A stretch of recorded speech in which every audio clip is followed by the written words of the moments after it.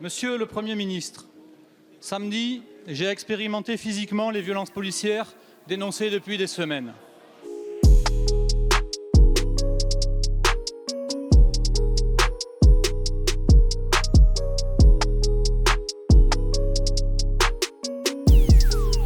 Je quittais tranquillement la manifestation des Gilets jaunes quand, sans raison, les forces de l'ordre ont chargé et après que j'ai décliné mon identité de député, m'ont asséné plusieurs coups de matraque.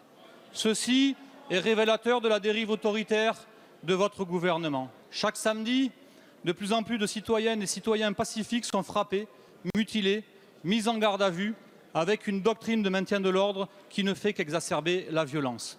Monsieur le Premier ministre, dois-je maintenant me cacher pour éviter la répression politique et l'arbitraire, à l'instar de nombreux syndicalistes ou militants écologistes que vous traquez sans répit, de Paris à Bure, de Strasbourg à Bordeaux? Dois-je m'enfuir en courant devant les forces de l'ordre censées garantir notre sécurité? Je m'y refuse.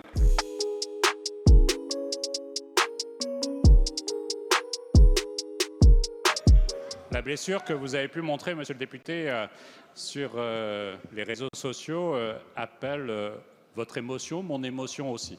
Si une plainte était déposée, cela permettra à celles et ceux qui seraient mis en cause de pouvoir produire l'ensemble des images qui sont à leur disposition et de voir aussi une réalité un peu différente de celle que vous évoquez. Par deux fois, monsieur le député, vous êtes revenu vers les forces de sécurité et vous avez eu l'occasion à un moment, je le sais, d'exciper votre carte de député. D'ailleurs, celle-ci n'a pas été reconnue et vous devez vous en souvenir puisqu'un policier vous a répondu « Moi aussi, je suis flic, monsieur le député ».